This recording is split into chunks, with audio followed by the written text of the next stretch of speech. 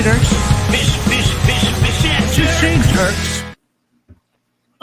Hello. Hi, everybody. Hi, Richard. What's happening, everyone? What's going on? You don't mind me calling you Richard, right? Or do you want me to call you Snooch? Snooch is cool, but my family calls me Richie, and the airborne team calls me Richie. But I go by Rich mostly, so whatever you feel comfortable with. I think Rich is is what we'll start off the night with, and see where we end up. Maybe I'll be calling you a baby by the end of the night. You know what I'm saying? What's happening, everybody? Hello, everybody. Thanks for coming in. Again, I want to give my normal spiel here. The whole first half of this, Rich, and I are just going to have a conversation. We're not going to be looking at the chat at all. So save your questions for the second half, and we'll open up the chat, let you guys ask some questions and learn about them too. And Ivy, I see you there in the chat. If you would, please remind people of that if they come in, saying hi or something or asking questions. Just remind them, please, because I really do hate people thinking they're being ignored when I don't see the chat at all. And now I'm going to close the chat. Chat's gone. Can't even see it. So now you guys can talk smack all you want, and I won't see a thing. Hi, Richard. How's it going? Thanks for having me up. I really appreciate you. Yeah. Thanks for being here. I don't get to stream much, so I'm kind of getting over those nerves, and trying it out. I do remember you came up on somebody, maybe it was one of my open panels a long time ago, and you said, how do you guys do this all the time? You felt very nervous about it, and you still do today a little bit, huh? A little bit? Yeah, a little bit, but it was during one of your member streams like a year ago. Gotcha. Kind of just trying out the phone and StreamYard, see if my mic was working. But, I need to get back to that too, because just helping people get started with it too. And I have to look at the chat because our friend Eric dropped a $20 super chat that says, "We love Snooch." That's so cool. I had to Thanks, had to open that back up. Thanks, Eric, my friend. Okay, so anyways, let's jump in though. I guarantee you we got 2 hours here. By the end of those 2 hours, you're going to be like, streaming's easy. Let's see, man. Yeah, I guess the more you do it, the better you get. My wife says, "Don't talk so much. You get nervous. You won't shut up." I'm like, "All right, I'll try." Don't listen to her tonight, though, because we want you to talk a lot. We want you to just a stream of consciousness, just whatever comes into your head, spit it out, vomit on us. We want the word soup just all over the place. Yeah, so don't feel like you're talking too much, because I do talk too much, and you got to talk over me. So, No, that's good. I appreciate all your advice, man. Thank you. You're in Wyoming. No, right? Montana. I'm in Great Falls, Montana. That's pretty damn close. That's pretty close, right? Yeah. Montana. Yeah. You might be. Are you the only person in Montana in the community? No, I feel like there's a few in Wyoming. There is a Gina that is up on the northwestern side of the state. I forget Gina French, I believe. Gina French. Yep. And you're Yellowstone Aquatics is down in Wyoming. He's probably the nearest. And IHSP is up in Lethbridge, 100 miles from me. I never knew that she was in Montana. She probably told me that a bunch of times. No, Steph is awesome. She's in Canada she's about 100 miles north of me. Oh, okay. I didn't know she was in Canada either. IHSP, Steph? Yeah, I did not know that. I did not know that. So there's not a lot of people in Montana anyways, but even fewer fish ram people, obviously. Yeah, you guys got it all on the East Coast. It seems like most people are over there. I think, Pacific Northwest and East Coast, although places like Tennessee are wildly well representative in the community. There's a ton of people in Tennessee, and we have enclaves. Okay, it wasn't IHSP. It wasn't Steph. I mistaken that. I gotta look it up, but there is somebody I'm mistaken. It was about a year ago that I had reached out and said, "Hey, you're one of my neighbors." Too Cooley. That's it. Yeah, that's it. Heather. Okay. Yeah. Yeah. Okay. I'm sorry, Steph. I screwed that up, man. Because I knew she was Canadian. So, okay. Yeah. All right. That's right. Too Cooley for Schooly. That's right. I'm an idiot. So. Yeah. Okay, so Yeah. you live in Montana with your wife and 2 kids or 3? Yep. I got a 10-year-old and a 14-year-old daughter. Both girls? So, no, my son is 10. Yeah. Oh, okay. Yeah. Girls are harder. Yeah, she's funny though. She keeps us on her toes. This morning she scared the shit out of me, man. My wife wakes me up at 4 a.m. She said, someone's in the house. She decided before she went to bed to open up all the cabinets and drawers in the house and then go to sleep. So when my wife went down to make the coffee, she was like, what the heck? So she got me up to go clear the house, and I was like, what the hell? What are you thinking? Why'd she do it? Just to make you guys, just to mess with you? Yeah, just to keep us up, give us a heart attack for a second. That's stupid. My daughter is exactly the same way. Like a few years ago, 7-8 years ago now, we were gone for the day. We came home and there was Nicolas Cage all over the house. She printed out like 1 million, and there was tiny little ones and full-size ones. So she went like in some of our pictures, our framed family pictures, and put Nicolas Cage's face over some of the people's bodies and over. That's clever. I mean, funny, it was everywhere. It was behind cabinet doors. It was on the toothpaste. I mean, it was just everywhere. She spent like hours doing it. So I understand, open the drawer. Same thing. I'm like, where'd you see that? On TikTok or something? Like, what the heck? She's like, no, I was just messing with you. I'm like, you can't do that, man. It is funny, though. It is funny. You got to give it to her. Good job. Original, I guess. Yeah. So it's just the 4 of you there. And do you have other family that's close by, like, mom and dad and stuff? Are you from Montana? No. I grew up in New Jersey, and most of my family still lives over there. But my one brother, he moved out to Montana about 10 years ago, and he lives over on the west side, over by Hamilton. It's like 200 miles from here, but I see him maybe a couple of times a year during the holidays, and we do some hunting together. So we usually try to get together then, but it's a long drive. And yeah. Why Montana too? I mean, obviously it's a beautiful place, but what made you go from New Jersey boy like our friend Paul Sotera and move to Montana? Well, I joined the service right after high school, and I was stationed over in Washington for several years, and I moved over here in like 2003, 04. So gotcha, I've been here longer than I have lived anywhere else, but still, to the locals, I'll never be from here. You know what I mean? Even though I've lived here, over 20 years now, it's still. You're like a foreigner. Yeah, they're super territorial in Montana. It seems like I stopped telling people I'm from New Jersey a long time ago, just because they don't like the East Coast. Yeah. There's all these bumper stickers that say "Welcome to Montana now, go home," or like just assholes, But everybody's from somewhere, you got to be unique. Sure, yeah. 20 years is long enough too.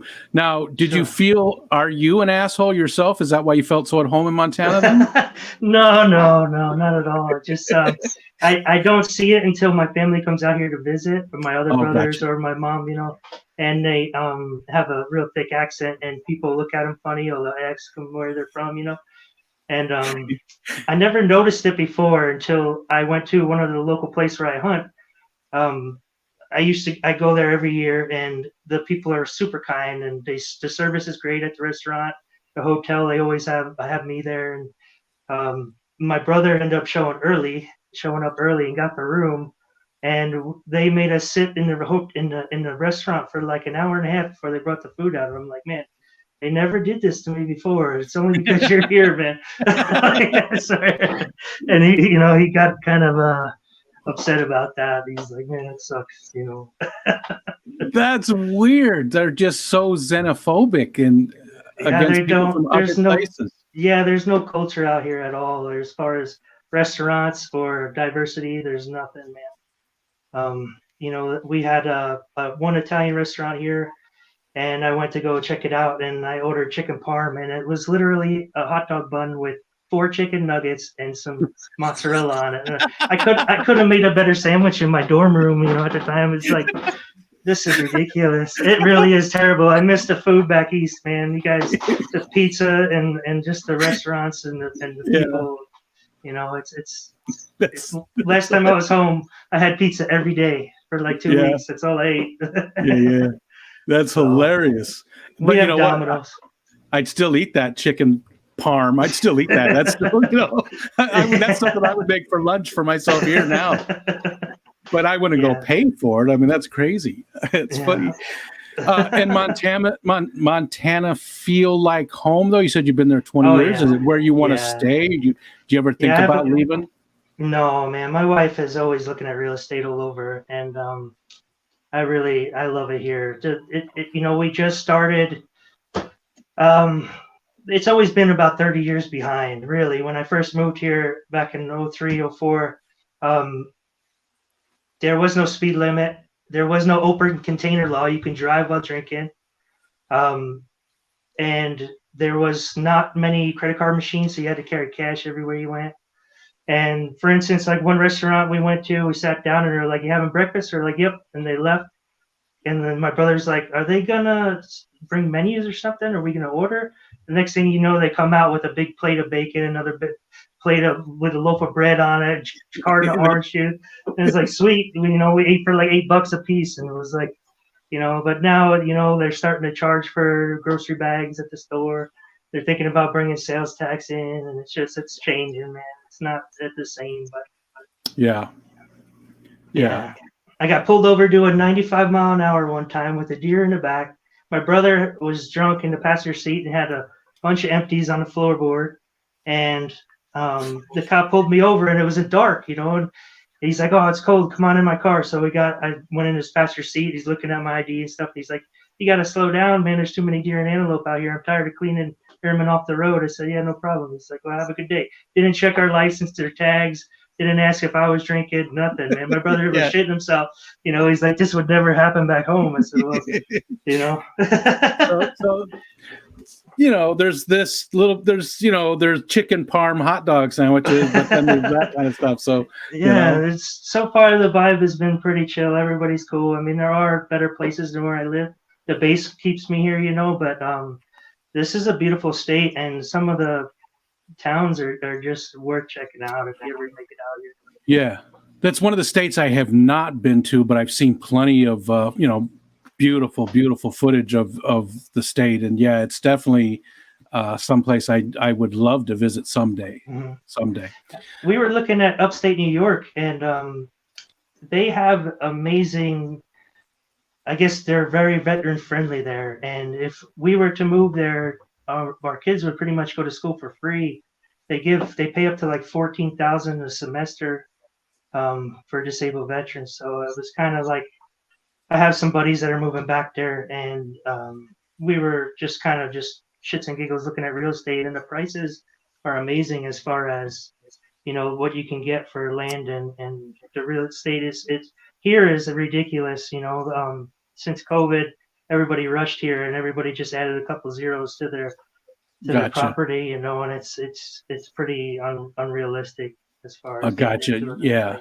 Dealing with that extra growth, but there's a lot to be said for upstate New York. I know other people that have lived here their entire life and hate it and can't wait to leave. But it's as far as states go, it's when it comes to education, you can't beat it. When it comes to social net, for veterans or other people as well. It's one of the strongest in the nation. They put more money into the federal budget than almost any other top 5 or something like that. It's really there is a lot of positives to it.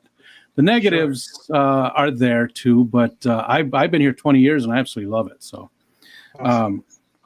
it is a beautiful place. So, but when were you thinking about that though? Was that before you guys moved to Montana originally, or no? This is just a couple months ago. We were my daughter is we're paying probably close to 12 grand to put my kids through school a year, and it's just sparked their interest when my friend was moving back, and I grew up riding Windham in Hunter Mountain, and up in Vermont, snowboarding in the wintertime.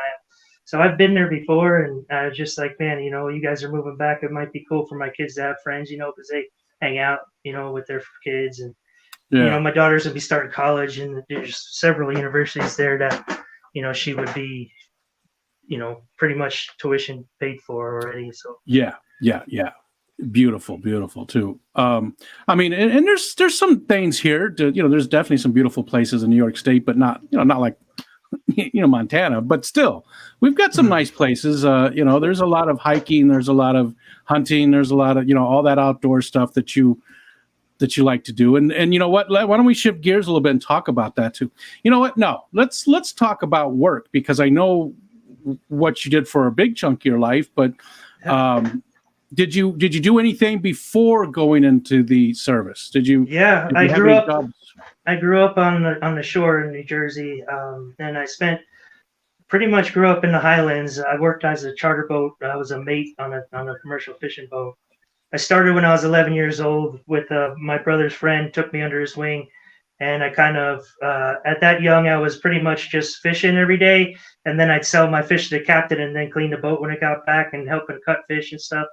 By the time I was 15, I was already running several boats by myself and running the decks, and I kind of was passed around. I was primarily working for two captains, and then if they didn't have, if there was another boat that needed help and we didn't need two deckhands or something, I would just kind of jump ship and go work there. But I would literally sleep on the boat and wake up at 5 in the morning and do it again. But I mean, I was a teenager making probably $700-800 cash every day. I mean, I used to pay my mom rent and buy all my own shit, all my own tackle and clothes for school, and yeah, I mean, cash money and under the table, but it was exposed to a lot of nonsense because a lot of the older dudes that worked there, they couldn't get jobs anywhere else. That's so. But my brother's friend, he was a pretty square dude, and he kept me away from all that garbage. So I learned a lot. I grew up quick, and I learned how to work up for tips and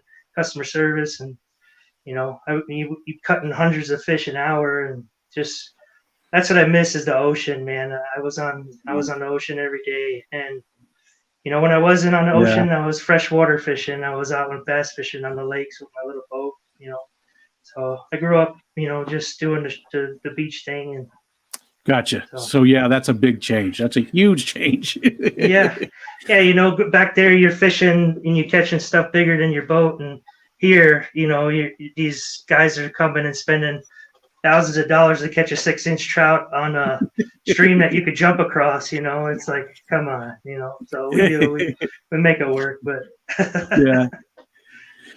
So you worked in the fishing boats, and now those are sort of like farms, right? As far as when it comes to kids working, I think, because farm work, a lot of kids are able to work on the farms at a younger age than, and I think the fishing boats are the same way. I believe they are. I think that's because I don't know how legal it was, but it was all under the table, and kind of you see that often. Guys take kids under their wings, little brothers or so, and just it was good. It was a good career, and I mean, I'd probably, if I was to move back, I told that captain I'd work for free just to go fishing again.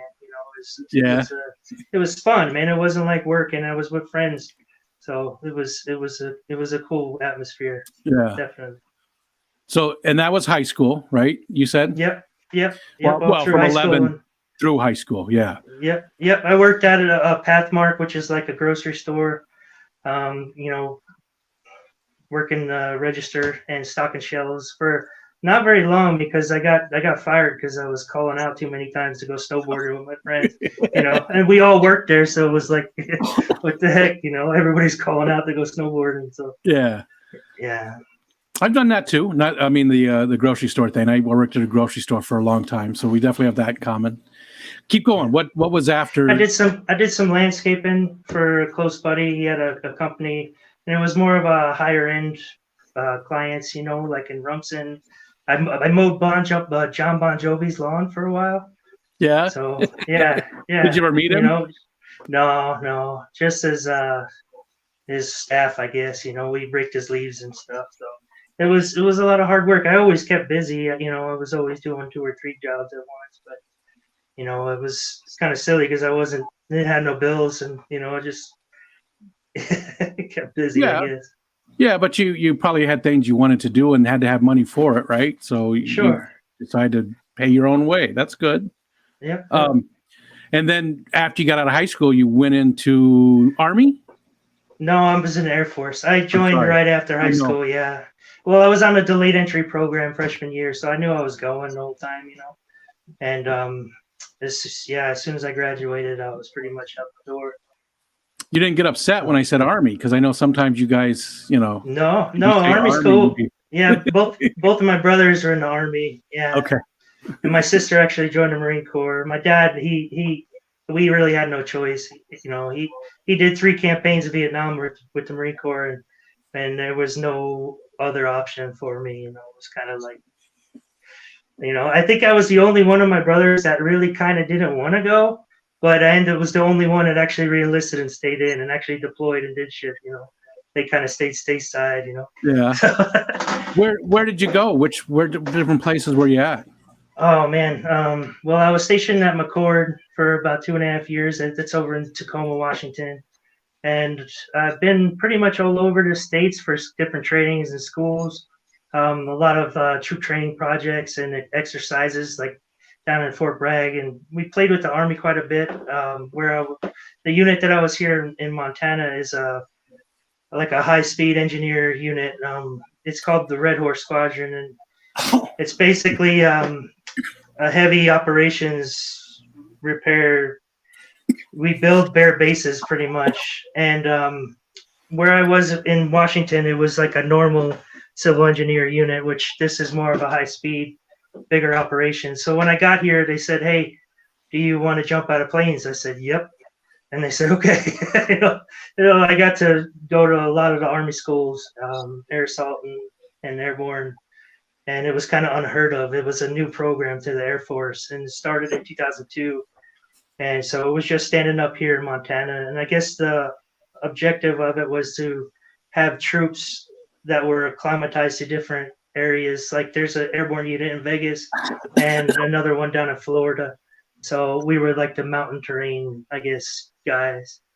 So but from I was stationed in Operation Enduring Freedom in 2003. I was over at Manas Air Base in Kyrgyzstan, which is probably about maybe 150 miles north of Afghanistan, and that's where all the operations from Afghanistan go through. So I was there for, I don't know, just about 7 months or just about 6 months or so, and now it's like a damn resort. I mean, they're living in like hardened shelters, but when I was there, we were living in temper tents from like Vietnam, you know. And I never been, I guess, directly fired upon. They tried to blow us up a few times. There was a guy that brought a tractor trailer full of explosives through the main gate, and there was this one marketplace that we used to shop at and like buy like knickknacks for our families and shit. And they leveled that place halfway through our deployment, so they locked us down. We couldn't leave the wire. We were living inside of like a HESCO tent city, which is like a giant sandbag, like a 6 foot by 6 foot square chain link fence with belts inside that they fill with dirt, and then they stack them 2, 3 high with concertina wire across the top. And there's like entry control points where you have to like check in and go through. So we spent half that deployment moving the entry control points away from the tents because they tried to blow us up. So I moved like 3 miles of concertina wire. I don't know if you ever seen that stuff, but Yeah. yeah, it was cool. I tried to go down range a few times, but I always felt like an ass because I didn't really go down range, and I kept seeing everybody come back from Afghanistan, and I'm just like, how is it, man? That was my only deployment to Manas. But stateside, we built a lot of runways and dirt strips and things for the Army Corps of Engineers. But I was basically a heavy equipment operator and pavement specialist. I guess that's what our I guess the Army calls it MOS. The Air Force has a AFSC. That's a specialty code. It's a horizontal construction. So I can operate pretty much any piece of heavy equipment and build anything out of asphalt and concrete. But they got to play with the Army and airborne, and so Red Horse has like a whole bunch of different specialties as far as what you can do. There's quarry teams with demo. You get to play with explosives. There's well drilling. We make water, so basically they have plumbers, electricians, structures guys that are vertical construction. They build buildings, and then the horizontal dirt boys, they call us. So basically they pulled people from all those different specialties and made an airborne unit that is airdroppable under nighttime cover and in hostile environments, where we go basically and build a dirt strip to land more troops. So we were, operating equipment with chemical warfare gear at night with night vision. I could do anything with a backhoe, man. Anything. I had my own. We actually dropped out of planes. We had a whole equipment that we airdroppable, man. Dump trucks, dozers. Yeah, giant chutes, man. And just push them out the door and jump behind them. We watched one burn in. That was, it was fun, man. I miss it every day, and I still have quite a few friends, I keep in touch with. We try to do a lunch every month. They're at somebody else's house. We kind of get together and bullshit about the old days, But that was back in 2009 when I got out, man. I did just under 8 years. So I was medically retired. I had a bad jump one day and come in and shattered my legs up real bad and had my hips replaced. So, I still stayed on board for a while and kind of ran the drop zone. They sent me to a drop zone safety officer training where I basically survey the ground and talk to the bird in the tower and monitor winds and give the guys green light to jump out the door. So whenever there's an airborne operation, there's always somebody running the ground and setting up the point of impact for them and monitoring the winds, So they still kept me on board, and it was kind of cool as I met my wife. She was a medic. She's an Air Force medic, and we had her on that jump that I got hurt on as an incentive flight. They brought her up in the helicopter to kind of just be part of it. She was always running the medic crew for our jumps, and that particular time they put her in a bird just for shits and giggles. And she's got video of me jumping off the ramp, waving to her, and then when she landed, all my buddies just kind of held her back and was like, "No, don't go over there," because I was messed up pretty bad, dude. They cut my uniform off and I was going into shock. My femur was sticking up out of my leg and it was all folded up like origami, man. It was terrible. I came in way too hard, man. And I was one of the last ones out the door and one of the first ones to hit the ground. So it was just a new shoot rookie mistake that, I wasn't, it was one of these shoots that you had to keep correcting on the way down. And if you don't, you actually fall faster. So what I was trained with was just kind of hold what you got. And, the last 100 feet, you just kind of just hold it and ride it in. And if you don't make corrections constantly with this new shoot, you actually accelerate and it doesn't do anything. So I just seen the ground coming way too fast and I just kind of put my chin in my chest and closed my eyes and pow, lights out, man. It was like stupid. And then my buddies are in the air yelling for the medics to fall out of the sky, So it was a bad situation all around. But I ended up finding. I think it's your wife's fault. I think it's her fault. I think she distracted you. You said you waved to her. She distracted you, and you were thinking about her the whole way down. And I think it's her fault. I do. I think. I'll tell you what. It's there's nothing like it, man. There really isn't. It's the most extreme anxiety and rush that nothing compares to, man. I mean, life is extremely dull after jumping from an aircraft. It really is. Gotcha. I've never done it. Never. I have a friend who went and he threw up 7 times from the time and like twice in the airplane and like a bunch of the times on the way down and even once in the truck after they picked him up. He just 7 times he threw up over one. Now, so you said your hips and your pretty much from your hips down had to be rebuilt? My right femur was reconstructed. They call it a gamma nail and rotting. It's like a titanium rod that goes down to my knee, and then another one that kind of screws and reconstructs that ball joint that was snapped off. I had like an 8-inch spiral fracture all the way down to my knee, and then that ball joint was just shattered in pieces. So they had to redo it. And the left one, was dislocated on the impact, and when I kind of came to, my chute filled up with air, and it kind of like drugged me a little and flipped me over. Oh, So God. then, while it flipped me over, my left one popped back in. But there's no big fractures in there. They did a lot of imaging on it, and since my right side was so fucked up, they didn't really pay much attention to the left side. So. Does it still cause you a lot of pain today, or is it something that you deal with every day? Yeah, I mean, do you have man. to take stuff for it? I do. Yeah, no, I've been on pretty much everything and all the therapies you can imagine. But right now, the only thing that really helps is massage therapy and heat, But they repaired my leg and it left it like a half-inch shorter than my other one. So I have like a lift I put in my right shoe to kind of plumb me up. And, for a long time, I'm limping around, walking with the walker and the cane. And some rancher was like, "Hey, man, you should get your legs measured. You're always in back pain and stuff." So I sure as shit, I had to VA measure my legs, and it worked out. They if you ever have back problems, if you ever have back spasms or back problems, man, get your legs measured, because I guarantee you it'll help you. Yeah.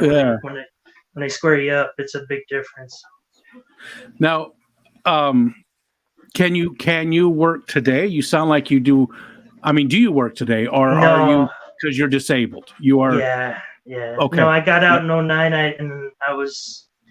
I'm unemployable, so I just stay with the kids and shuffle them around to school. And my wife's a nurse, so she's always busy. So I just kind of stay home dad and take care of the house. And I'm doing all right, man. The VA takes care of me pretty good. I really have nothing to complain about. Good, because it should, and that's something that this country doesn't do very well, is take care of our veterans. And we've tried to pass bills, and it just doesn't happen. So you guys should never have to worry about anything ever again in your life. So I'm glad that at least in this instance they're taking care of you pretty good, even though they did short you, half an inch on your foot or on your leg. That's funny, man. Yeah, it was for years. I'm struggling, and so. I got it squared away, but as soon as I take my shoes off, in the shower or something, there goes my back. But I have what they call a spinal cord stimulator implant for pain management.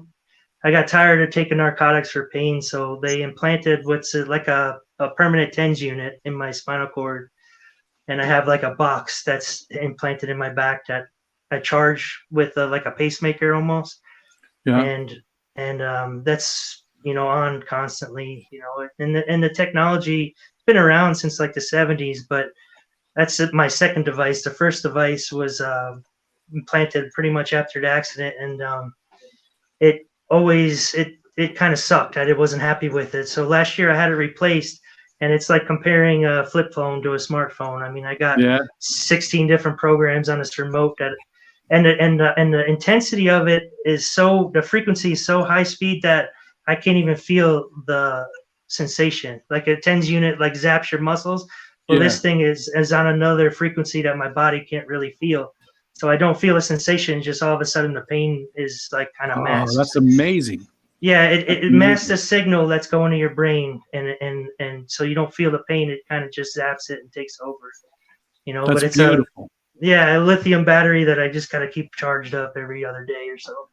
So is it something, the pain gets bad and you have to manually control it to do it then still? Yeah, it's on a remote that I carry with me, but I'll know that it's dead because I'll start to, my back will start to go. So yeah.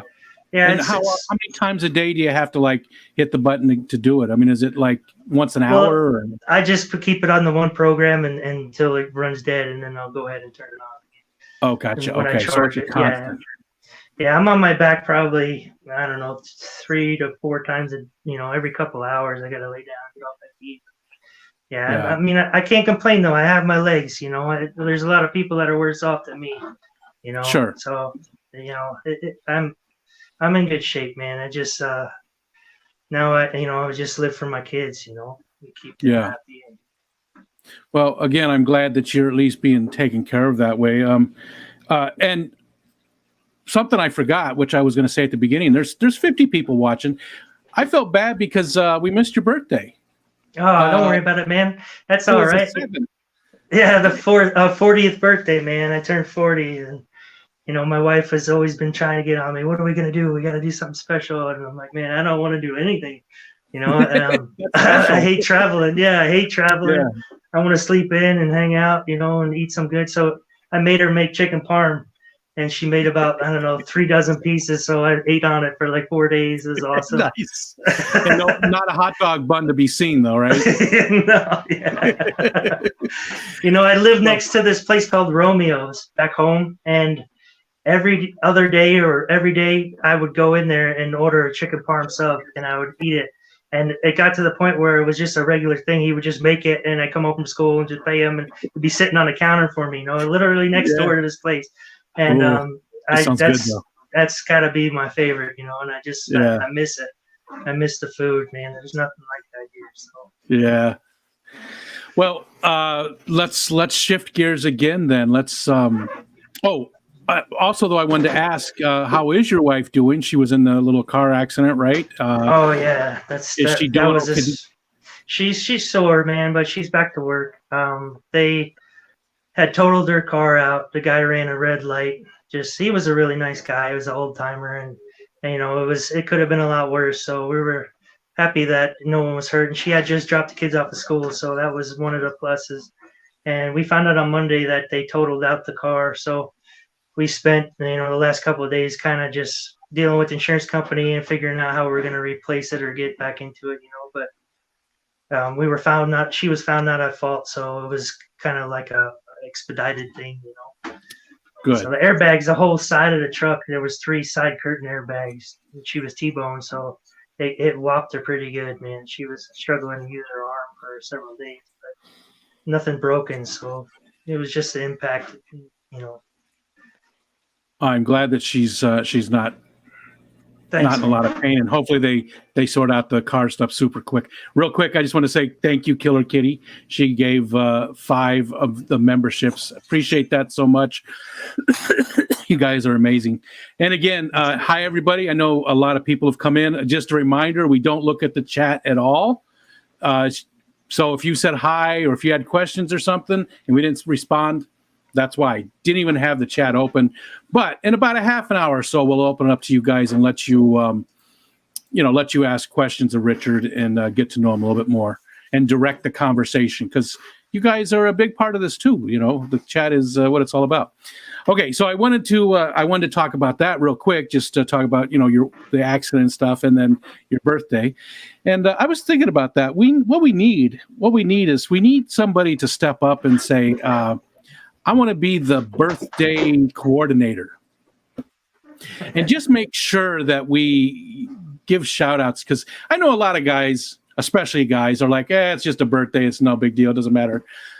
I disagree with that. And I think birthdays are the one day a year that's about you. And I think we should always celebrate them as much as possible and let people know what they mean to us. So I feel like we need to have like a Fish Fam community birthday person that just makes sure everybody is aware, so that no birthdays fall through the cracks and people maybe there's somebody out there who doesn't get birthday presents from anybody, doesn't get happy birthday from anybody, and the community might be the only place they're wished that, so.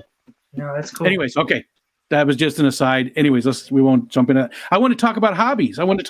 So you obviously are into fish keeping still. What do you have around the house? How many tanks do you have and stuff? I'm running 11 right now that have they're planted with fish in them, and 12th one has a quarantine. It's just a tub that I use. It has nothing in it right now. Actually, I'm waiting for more autos to come in. But I guess most of them are kind of just scattered around the house. I set up my crawl space in the beginning, kind of just hiding out there from my old lady. She didn't want aquariums in the house at all. Why not? I don't know. She just didn't want it. She didn't want them in the house. So I was sneaking them into the crawl space, just getting all the equipment put away, when she was at work. And one day I was down there and I'm like, I'm going to start setting some of these up. So I had a rack built and I started putting them up, and she caught me down there changing water one day with buckets, And she says, "What the hell are you doing down here? This shit looks like Petco." And I'm like, "Well, you don't want me to have them in the house, so I got to hide under the floor like a damn crackhead." So then I end up putting one in her kitchen with some pea puppers in it, and that was kind of like the start of it going into the house. I wanted to get her something cute that she would like, and it slowly went from that to all the rooms got them. The kids got them in their rooms, and she's cool with it now. It's just something to keep my mind right and keep myself busy. And I was following the fish was that Corvus and Corey used to do the Real Fish Talk back like 2015-ish, 2017. I was watching them for a while, just kind of learning about plants and substrates, and started getting into it real heavy there. I've always had aquariums my whole life, but never really got into the planted tanks and injecting CO2, and the LEDs were something I never screwed with, so I was always interested in them. But I guess I was using it as therapy myself before I even found your channel in the community. I didn't know that there was so many other veterans doing the same thing I was doing. And basically just kind of fell in love with the community, and you were the first one to get me to start a channel. It was you that said, "Hey, just take your phone and shoot some videos, and it's not doesn't have to be fancy or special, just you start." So I started making friends with some of the other fish fam, and just talking out on the side, and I steadily, my videos are getting better. I finally figured out how to make a thumbnail. Just took me a year and a half. Figured out. But I'm not trying to be anybody on YouTube. It's just something for fun. You know what I mean? Yeah. It's and you got to make stuff that you enjoy making. So there's people out there that are amazing, at editing. We know who they are. I'm not going to say names because I always forget people, but we know who they are. They're just their videos are professional and they're just beautiful. And though they have a lot to offer, but so do the other videos that aren't super, pristine and don't have all the bells and whistles. Sometimes there's some shots of fish in those that are super nice too. So it's all about what you want to do and what you're comfortable with. I do know how to edit, but I don't want to. I'm not interested in that. It takes some time, and especially I don't have a PC, so I'm doing it on my phone. So it's a lot different. Yeah, but there's room for all those different types, in the community. You know what I mean? There's room for the super ultra high-end, totally edited professional videos, and there's room for me at the bottom. I'm on the exact opposite of that when it comes to my videos. They're shaky, and I even have a gimbal, but I hardly ever use it, and the light's not good, but I still get to show my fish, and that's really all I care about. That's cool. I love what you do with the community and bringing people together, and just the positivity, and the support, everybody supporting each other. I try to give back as much as I can, and it's a good positive thing for people, a lot of people that struggle. Yeah. It's the community means a lot to me personally, and I don't really have a lot of ways to give back. So doing my best to bring, smaller channels, larger channels, just everybody together as much as possible, and community building is important to me. It's my only way I have of giving back to everybody. That's really cool. Let's talk about different hobbies though. So you've got the fish keeping. What else can you manage to do? You probably want to do more things, but with the pain and stuff. I used to do quite a bit of hunting, and we still fish often. But nowadays if I go out, it's really just for the kids, and I try not to make it too hard on them. And it's usually if I do go out for myself, I meet up with my brother, and we'll usually get after it for a good 1 or 2 days real hard, but I'm at the point now where I've already shot, all the things that I need to or wanted to get after. Now it's just grocery hunting. We're just going out to fill the freezers and make sure the kids get exposed to it and learn quite a bit, and they call it the apprentice program for 10-year-olds, and it really is. It's cool to get them out and teach them how to walk quietly and what to look for, and we spend a lot of time on the range, making sure that they can shoot in the wind, and they want to be ethical about their shots, so my daughter, she's been into it for quite a bit. She's been going out in the woods since before she was legally able to hunt herself, and I just exposed my son to it this year. I put him through hunter safety course, and got him out this year, and we had a couple of hard days where I probably walked him probably a little more than 2 miles. I mean, he's like, is it always going to be this hard? I said, man, this is pretty easy. I said, he's like, so you're saying that it's always going to be harder than this? He's like, I don't ever want to do this again. I'm like, no, come on, man. You got to, So the next day we went out and we got on the herd, and we low crawled up to him about 150 yards, and I'm range finding it for him, got him on a shooting sticks, put his ears on.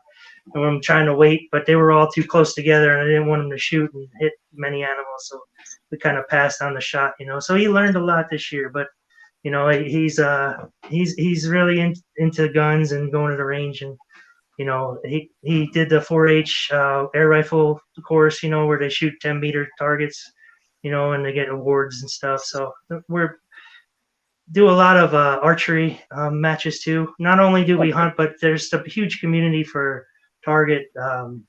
There's what they call 3D matches all throughout the year, which is basically like a golf course in the mountains where you go sign up, you get a scorecard, and you basically hike the trail until you find a flag with a number on it, and you put your foot on it and shoot, and you'll find a target that's in the woods somewhere, and they kind of have it set up where you have to shoot through cover, or basically at 3D targets, that animal targets that have scoring rings on them. So you take score and then turn it in at the end of the day, and they have awards and raffles, and big, huge communities, same families that really everywhere, but a lot of nice people you get to meet. It's good practice, And the kids, they shoot against each other and they meet up with their friends, and they have fun stuff, but nighttime shoots with like reflectors on the targets and stuff. It's a big camping weekend kind of get together, and vendors selling things and food, But there's a lot of target communities. You don't have to just go hunting. There's gotcha. A lot of competitions. Gotcha. Yeah. So you enjoy doing that, and you spend a lot of time with the kids now too, because like you said, you tote them around to all their stuff. That's your That's not really a hobby, but it is. It takes a lot of time. Yeah, no, I'm just glad that I'm able to do that. I have a lot of friends that spent 9, 10, 11 deployments. It's probably close to 5 years of being away from their kids. And it's hard on the military life is hard on families. As traumatic as the accident was and kind of ended my career, I never wanted to get out, but I kind of blessed in the sense that I'm still alive, and I do get to see my kids grow up. Silver lining that you do get to spend so much time with them. You have to think of it that way, otherwise you kind of get in a dark place where I can't get after it and hike mountains like I wanted to, but you know what, I get to take my kids on it now. It's their turn. So I haven't taken my rifle or bow out of the safe or in the woods for, I'm going to say, the last 2.5 years. I've just been working with them. So I have my daughter, she shoots, well, both of the kids, but my daughter just competed in a 1,000-yard match recently with her deer rifle, and she outshot pretty much all the old timers. It was kind of cool. Nice. I was real proud. Yeah. And, I want to say she hit that 1,000-yard target probably the first round she missed, and then we made sight corrections to her scope, and she was on the black every single time after that. So, just being able for her to make her own corrections to her sights and read the wind, and, it's a whole nother ball game out here. You have the ability to shoot a damn mile long if you can, so it's cool to see her grow up and challenge herself, and speak for herself. I don't have to, she's not a little kid anymore. She's doing it all on her own. Yeah. Proud Papa. Yeah. That's cool. That's very cool.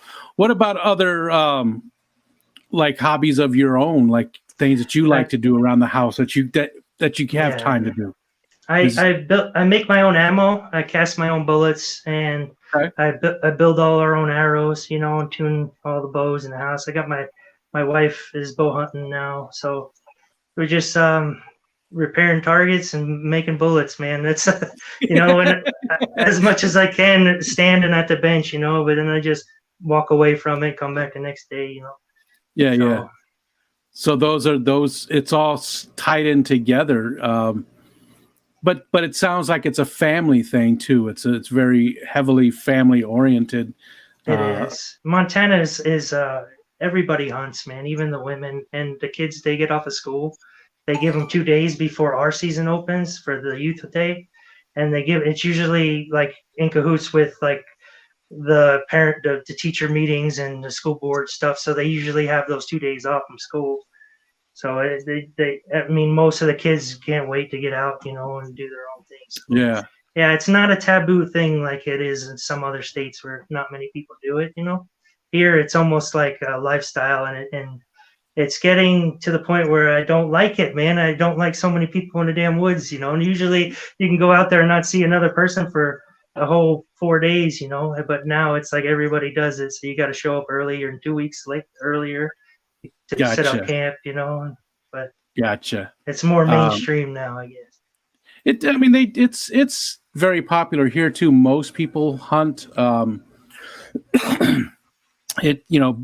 We're very far upstate, so there's not like any big cities. Well, it's about 50 miles to any of the bigger cities, and they're not even big. Rochester and Syracuse they're big for Montana, though. I don't know what the biggest city is in Montana, but I don't think it's very big. No, there's some better cities than others. I know, Billings is quite big. There's a lot of industry there, and a lot of oil drilling stuff over in North Dakota. So they kind of go back and forth. But Missoula is a cool place, man. It's a bigger university city, younger crowd, a little bit more on like the hippier side, real chill people. My people. Yeah. No, it's cool over there on the west side. It's a different atmosphere. I know Bozeman is the fastest growing city, and that's down by Yellowstone and just south of here. It's extremely expensive to live there, and that's where you see a lot of the celebrities that own the places. Oh, gotcha. So it's it's just spread out. You have to drive 200-300 miles to get to the next. That's where we go school clothes shopping and stuff. It's not like I can go right down the road. I gotta go spend a weekend in Missoula to get the kids outfitted. There's nothing here. But that's a positive in my mind, because I live in a rural area, but it's not like that. I mean, it only takes me 20 minutes to go to a grocery store. The closest Walmart's probably, I don't know, 40 minutes away. So okay. It's super rural, but not like that. That's country, it's very different. But I love not really having neighbors. I mean, I have a few neighbors that live around me, but most of the people aren't here year round. So do you have do you live in a neighborhood, or do you live like it's a small subdivision, probably about maybe 10 or a dozen houses, but I'm about a mile and a half from the pavement, which is like where you'll find Walmart and stuff like that. But we don't have any kind of mall, or I think we have an Old Navy that's might be shutting down soon. But it seems like nothing really thrives here, and when you do have a store, it's gone soon. Wonder why. Yeah, it's the economy is pretty rough here. I think the base really keeps this town afloat. I think if Malmstrom ever closed, then this community would be in bad shape for sure. Yeah, and there's other places around the country like that too that depend on those bases for sure. Okay, we got Glacier. We got Glacier just north of us, and Yellowstone to the south. So it brings a lot of people here during the tourist seasons. So. And again, it's one of the places I would love to go, because I've seen so much footage from the areas, and it's just it's one of the most beautiful states there is. It really is. Out of the two parks, I think Glacier National Park is the better one. I've been several times to both of them, but there's only so many elk and bubbly puddles you can see, you know, like in Yellowstone, it's like, okay, 200 miles to the next bubbly puddle, you know, it's like, okay, they're like the geyser, it gets old, you know, and there's so many people there that, you know, we always played a tourist game where we pull over and we'll get out and start pointing. And then all of a sudden, all these people would pull over and get out, and then we just get back in our car and drive off. We're like suckers, you know. But Glacier is cool, man. It's like more majestic. I guess the jagged mountains and the wildlife is just random. You see all kinds of grizzly and black bears on the road, and you know you could see pretty much anything. And it's definitely a tourist trap. If you go in the park, you could spend quite a bit of money, and there's curfews for camping and stuff. But right outside the park is all national forest, so you could primitive camp for free. And there's just literally you could drive 900 miles on dirt roads and not see another person. Yeah. You know what I mean? Yeah, just get out in the middle of nowhere. You think you're in Alaska, just remote. You know, like you know. Pop a tire, you're pretty much like 50 miles from the next like place where you could really get help, you know. So you gotta travel safe. Positives and negatives to it, you know, right? Yeah. You have to have a disaster kit with you in your truck, you know. I carry, you know, several spare tires for the camper, and you know, it's just you gotta be ready to get into some, you know, sometimes I go out there and wish I get stuck, so I just gotta stay there, you know. But you got to be ready for it because it could be scary, man. It changes. Like we'll get 4 seasons in one day. You know, it'll be negative and then 40 degrees, sunny, and then raining. And you're like, what the heck? Yeah, you know, it's crazy the weather. It's definitely you just need to be far more prepared and have a little bit more different type of knowledge than somebody who lives outside of Chicago. Yeah, you can get into some hard times and freeze to death for sure if you're not ready for it. So yeah. Okay, I think now's a good time to open up to the chat. But before we do that, I wanted to let you, you know, is there anything that you want to talk about that we didn't touch on? Is there anything you'd like to tell people? Is there anything channel-wise that you know, are you putting out videos? Are you looking to get subscribers? If you get them, they're okay. What do you mean? Oh no, it always makes me feel good, man. When people comment and just to see the support, you know, it's amazing. I really love the community, and like I said, I'm not trying to be anybody special on YouTube, but you know, it does feel good when people watch my stuff and give me pointers, you know. And I've been putting up a couple tanks here and there. The next one's coming. I'm going to build a discus tank out of a 75-gallon. So hopefully soon I'll have that running. And I'm starting to jump into saltwater too. I've been buying equipment left and right and just getting ready. I just picked up an RO unit, so I got to install that. And, you know, so that's coming soon too, a 32-gallon flex. You're on the Discord server, right? I am. Okay, because I was just going to say there's a lot of good resources for salt and everything on there. If you've got questions, there's a lot of those salty people are there. Yeah, so. I've been hitting Gina's Reef up and Ian over Atkins and Misfit too, kind of just bouncing things off of them. And you know, I'm still watching the 52 weeks of reefing from Bulk Reef Supply and getting into, you know, reef therapy is another good channel. Excuse me. And I see Bunny Viper. Thank you very much. Dropping your link in there. Good. So, okay. So nice. Thanks, now's a good time then. We'll go ahead and open it up. I see some of the questions already coming in. So I'll feed you the questions. You don't need to worry about look at the chat. But if you do happen to look at the chat and you see something you want to talk about, feel free. Don't, you know. All right. So we'll start with Dolbeck. And that's it. I always forget people can't see the timestamp, but almost 8 o'clock my time. Dolbeck, who will be on the Focus On again pretty soon too, very soon actually, as soon as he's done with some school stuff. So, favorite public aquarium memory? Oh, have you been to a public aquarium before?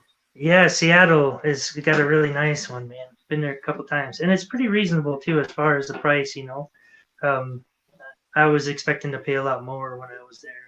The kids really enjoyed it, but I don't have any particular memories. Just that's really. I've been to one. Salt Lake City had one. It was quite a bit. My wife's family was down there, so we went to visit. We spent the day there. That was pretty big one too.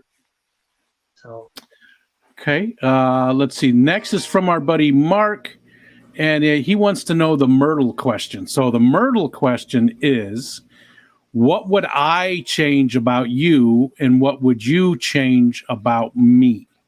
I was thinking about that earlier, Okay. and I wouldn't change anything about you, Rico.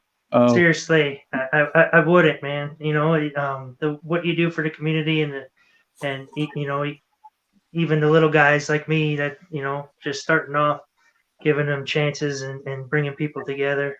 You know, it's amazing. There's not many people doing that, you know, and you're the one that brought me to the fish fam. You know, oh, I found you through Corey's stream, and I didn't even know half of the streamers or YouTubers existed until I met the community. So you just keep doing what you're doing, man. You don't need to change thank one you. bit. That's I feel honored, and thank you. It's good to know.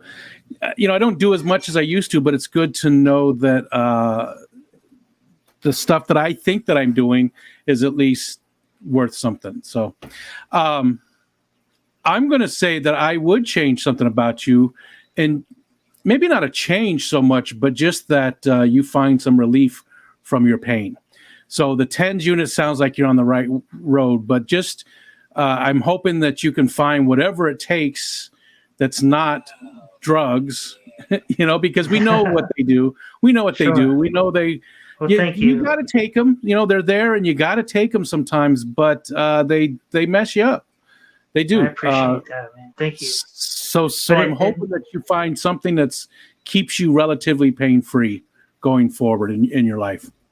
I appreciate that. It kind of makes you who you are in a sense. You know what I mean? You know, Sure. kind of humbles you down. I wish I could get after it like I did back in the day, but Yep. just take things slower now.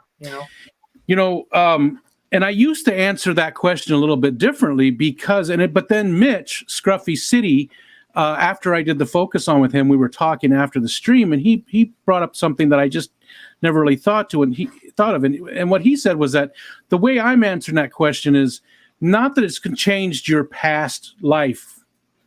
You are who you are, and you've gone through what you've gone through. But going forward, now that you're already this person, you're already here, going forward from this point on, I don't want you to have the pain. I don't want you know what I mean? He changed. The way I was saying it was that you would go back and change those things in your life. But when you do that, you change who you are as a person, right? You are who you are because of those experiences. Yeah. So he's got a great way of thinking about it, is that what would you change going forward so that, you know, the person has a better life. So, yeah. Okay. Next up is Lady Metalhead. Hi, Jess. Favorite guilty pleasure. Oh, wait, hold on. Real quick. I saw a whole bunch of people came in with membership things. That's weird. Why did I get a whole bunch of those membership things? I'm not seeing it here. That's weird. I don't know why it threw up a message there of all. Maybe those were the last 5 that had come up. I didn't know. I wasn't paying attention to who it was. Huh. All right. Doesn't matter. It's oh no. And now I just switched over and I can't see. So I saw some. Oh, what's your guilty pleasure? That's what it was. It was Lady Metalhead wants to know what your guilty pleasure is. An occasional cigar and some apple beer every once in a while. Yeah. Apple beer. Yeah, I like the Red's Apple Ale or the Apple Pie Moonshine. Oh, gotcha. Old Smoky puts out. Yeah, I don't really drink often though. It's kind of like a beer with dinner every couple of weeks or so, you know. Or if I get together with the guys, most of them got diabetes now, so they don't drink. So I don't do too much drinking, man. It really isn't my thing, but I do enjoy an apple ale, man. Most of them, gotcha. I have them in my fridge, but they'll be there for several months. It's not Yeah, I'm with you there. I used to drink a lot more, and now Keystone Clash is really the only time I drink anymore. Is when I go to the Clash. That's cool. I save it. I save it all for when.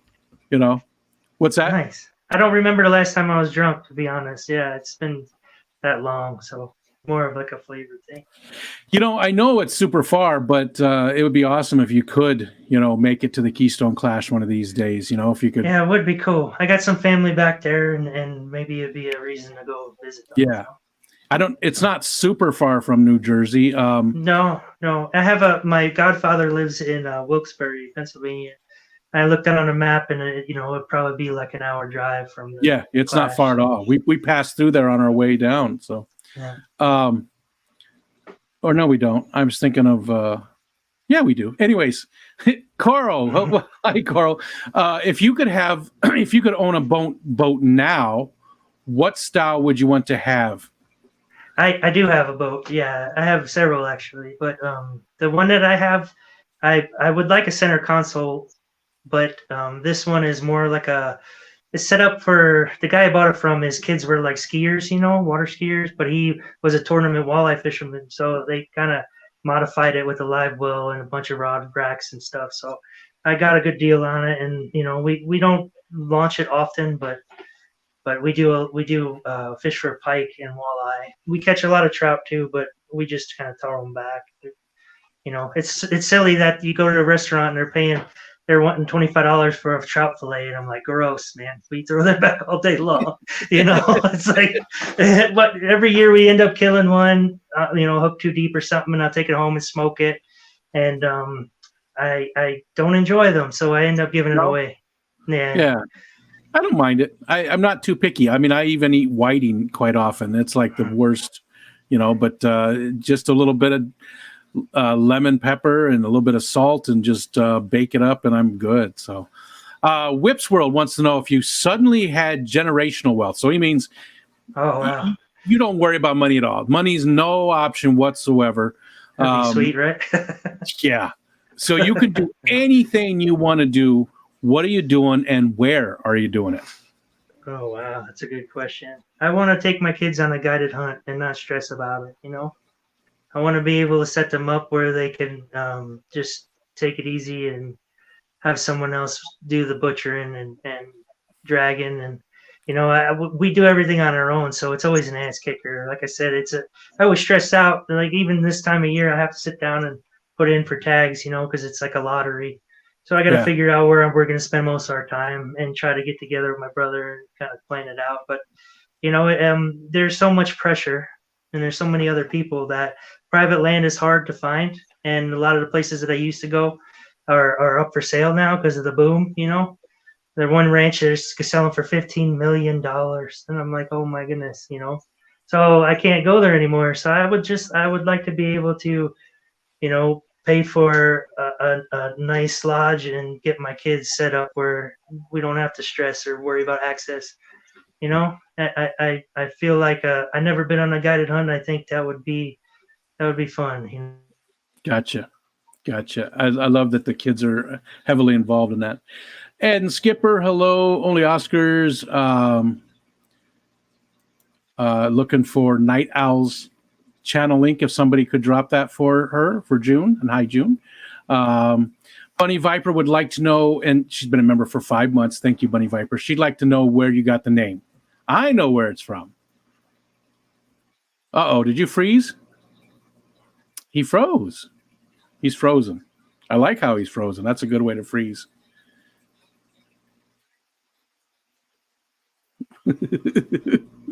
What if he's not really frozen? He's just sitting really still.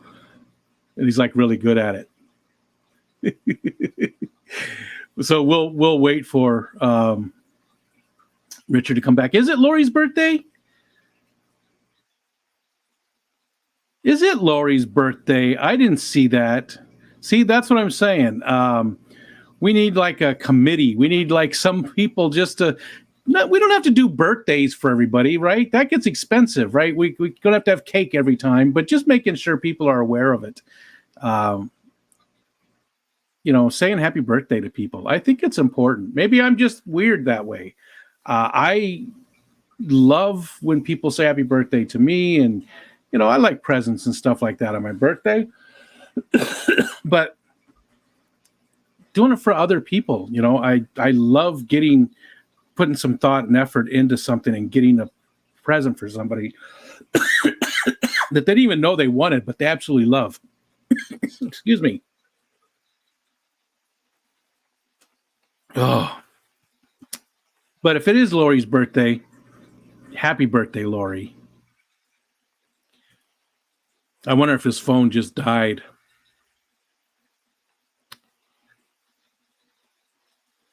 Maybe. All right, so let's just scroll down a little bit and look. Let's see. I need to save right here where Bunny Viper is.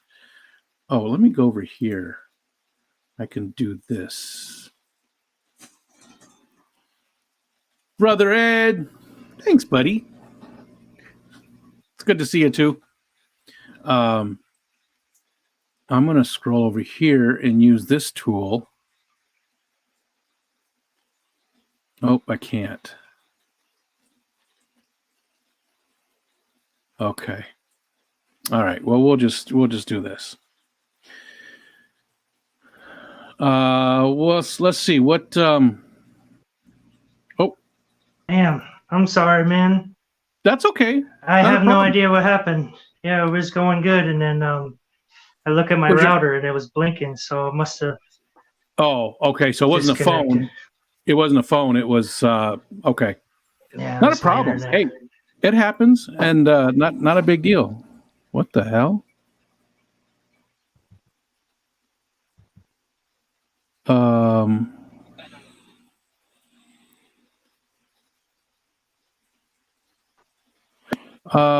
I'm sorry. I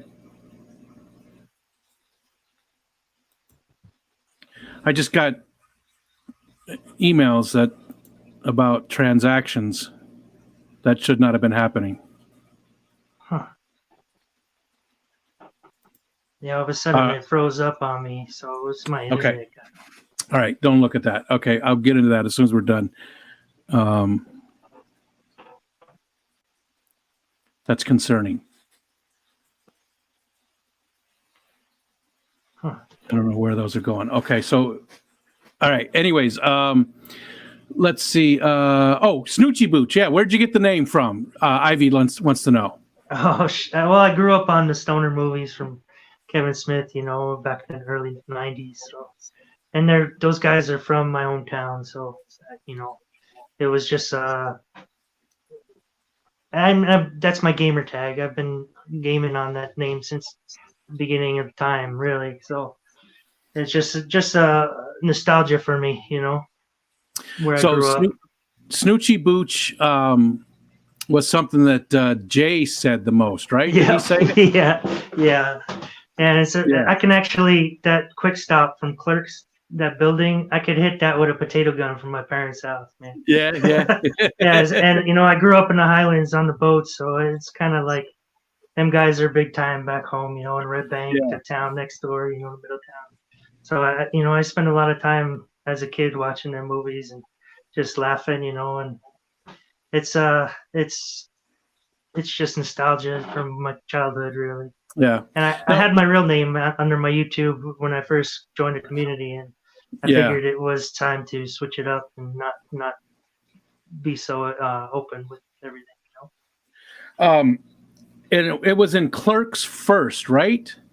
Yeah. Snoochie-Booch was in Clerks first, was the very first place that it was said too. Yeah. And Coral wants to know favorite fish to eat, and would you keep it in your fish tanks too? Oh, if you had I would love to have a walleye tank. I think that would be cool, but it's not legal to keep native fish in Montana here. You can't even travel with a live fish in your car unless it's like bought from a certain place and it's a bait fish, But there's very few places you could fish with live stuff here. So wonder why. And there's one guy, his name's Robert Bait and Tackle, and he's got the sole contract with the fishing game in Montana to import or sell bait. So even if you can't find like leeches, for instance, that's what we fish with. I tried to order some online and they wouldn't send them to Montana because this guy's got the sole contract.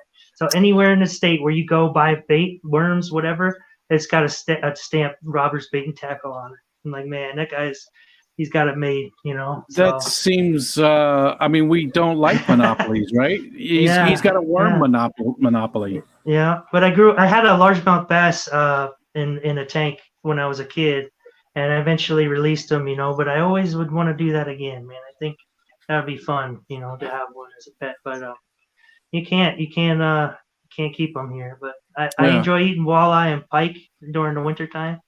They're kind of mushy fish in the summer, but they're fun to target and try to find.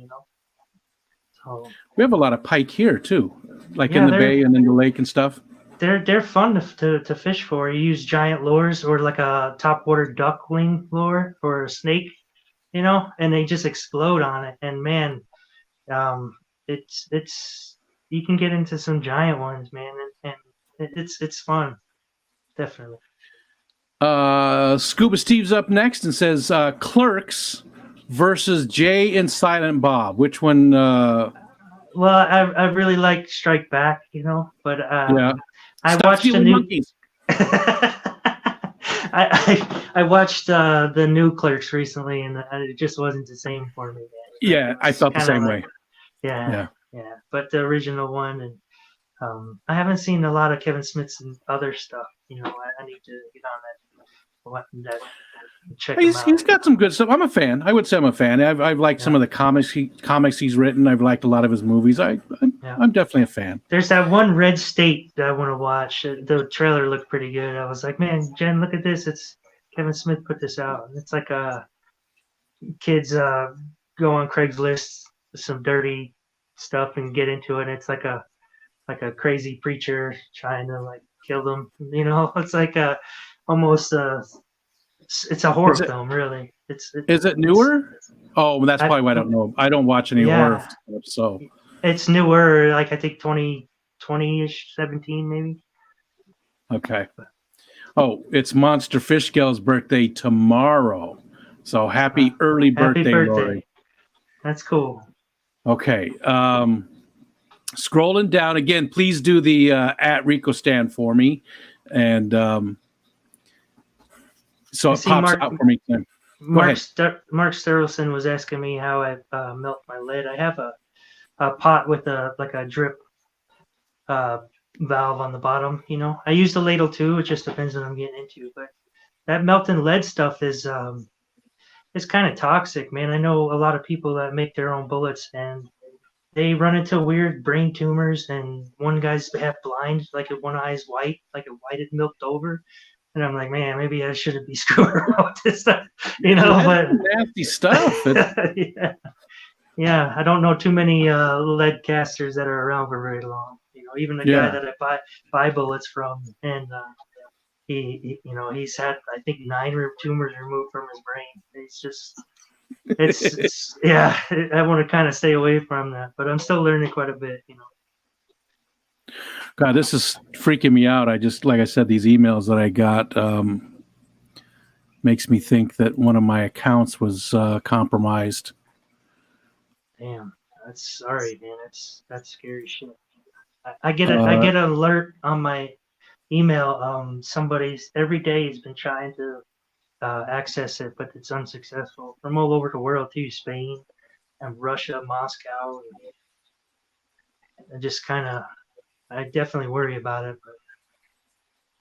So I'm sorry, I got so distracted, but I'm not seeing anything here. So, anyways, I got to stay away from it. I'm going to close this. Peplin X, where I lived in New Jersey. Well, grew up in Middletown, on the dry side of 36, like right on pretty much about a half a mile from the bay. Sandy Hook, where the storm hit recently. I'm probably 10 minutes from there, maybe a couple miles, maybe 8 miles from there. So my parents' house survived. They got some sand and water up to the garage in the crawl space, but there's a lot of people on that wet side of the highway that had to redo their house. Oh yeah. And last time I was home, there's a new code where they built them on stilts now. They're literally like on pilings that are like 12, 15 feet off the ground. It's odd to see, Yeah. Smart. But, yeah, no, it was devastating to that community, but bounced back real quick, and there's a lot of stuff going up that wasn't there. It seems like a whole new place now. You know. Mark, thank you very much for the $5 dues, and like he said, do the @Rico stand so I can see it because I'm sure I missed some of them, but I'm just looking for that to pop out at me because there's a lot of chatting going on, which rightfully so. Thank you guys so much. There's 62 people in watching. Thank you. Wow. Next up That's is cool. Ed. Snoochie, if Rico would come to visit, what restaurant would you take when he dinner near your house, and what food would you order for me? One thing we do have is like steakhouses. There's one place called Cattleman's Cut, which is outstanding. I mean, giant cowboy cut, steaks, buffalo steaks, elk steaks. I mean, they do a lot of meat and potatoes, and their salad bar is awesome. They got like this giant chunk of cheese where you can kind of like cut pieces off of it. And bacon bits, and I mean it's a nice place, but I mean it's not a dress coded. You would think you need to wear fancy stuff in there, but it's all kinds of people going in. The Montana Club is another place like that. Nice, good food, but a little bit pricey. But the Cattleman's Cut is where I take most of my friends that visit or my family. So when it comes to good food, they're good steaks are readily available. Oh, it's an Angus beef capital. I think everybody's got cattle. I got them across the fence, on the other side of the fence. There's cattle. Gotcha. So, yeah. I have had buffalo before. I've had it, not a steak, but like ground buffalo. Because when I lived in Arizona, I worked for a grocery chain called Bash's. And Eddie Bash, the guy who owns it, he had one of the first buffalo herds in the United States. Okay. Since they redid them, I mean, since they brought them back from the edge, he was one of the first that were able to actually sell some of the meat. So every year he would sell some directly to people that worked for the grocery store chain. Now he sells it at the grocery store chain, but that was way back when it was very, very limited. There was only a little bit you could get. Sure. It had to be like, I don't know, late 80s, early 90s. Okay. It's super lean and it's delicious, man. Yeah, there is a buffalo farm not too far from town here. And last time I drove by, they stopped in there, knocked on the door, and I just said, hey, I'd like to buy some meat. So she walked me back to the butcher area and a big walk-in freezer. And she's like, hold out your arms, and just loaded me up with all kinds of strips and round steaks and chopped meat. And I'm like, how much you want? She's like, I don't know, $100. I'm like, okay, sweet. Like, come out of there with like 40, 50 pounds of meat. I couldn't carry it all. It's just, I don't know if you could do that anymore. They probably have a website and it's more monitored. But there is quite a few buffalo farms here. And you can put in for tags too. There is a zone down by Yellowstone, just north of Yellowstone. In Gardner and West Yellowstone, there's 2 buffalo herds that they manage through the Fish and Game. And it's basically a roster where you sign up for, and they'll draw maybe like a dozen names out of there. But they basically, when you put in for the tags, they put you on a list, and then after the deadline, they jumble the names up. So it doesn't matter if you get in there early or not. But I think last year my wife was number 12 on the list out of like 2,400 people. So we were gearing up and tried to get that done, but she never got called for it. So, but it's pretty selective and man, nice. Yeah, fill the freezer with that. I gotta imagine so now, especially. I mean, they've come back, but they're still not super. There's still not huge populations of them. There's Oinky. Hi, Oinky. She says hugs for both of you. From both of us, from her. And do you have a dream tank setup? Oh yeah, I've been dreaming about a discus tank for probably 3 years now, and I'm about to do it, man. I'm gonna set up a 10-pound tank, CO2 tank, with a FX4 on a 75-gallon, and I have a bunch of Universal Rocks decor that I've been holding on to, just kind of hoarding. The Mistwood products are gonna go in there, and those several rocks. But I got probably about 70 pounds of fluval stratum I'm gonna use, and I'm gonna go with the Stenker discus from Hans. I think he's keeping them in tap water, so they should work out pretty good here. So Nice. But other than that, the saltwater reef stuff, I'm still excited about, but I feel like I need to have a PhD in that shit before I start setting it up. I'm doing a lot of digging, man, and trying to get the knowledge to confidence to do it. I've just heard so many people that are really into it say that it really isn't as difficult as you think. I've never kept them, but like Jesse from JN Aquarium, Canadian guy, he raises clownfish, and he does it with 10-gallon aquariums and nothing special. And Wow. He said he'd send me some because he's not that far on the other side of the border.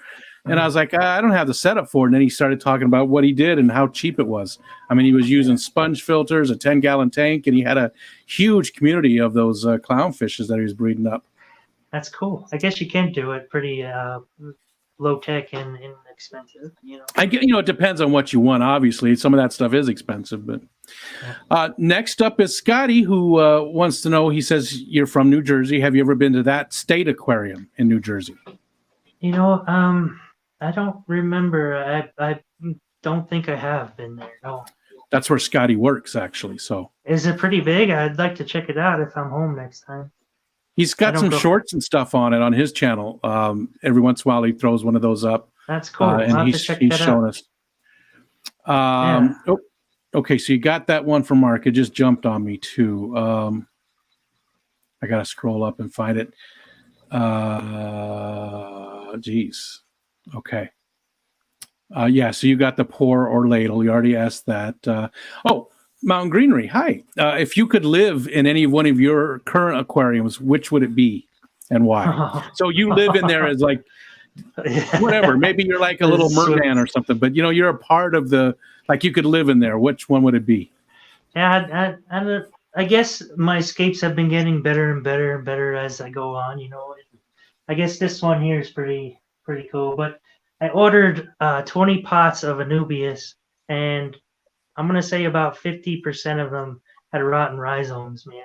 And I tried to cut those rhizomes away, but I had to end up pulling quite a bit of them. But I just set this one up a couple weeks ago, and it's got lava rock and some dwarf hairgrass.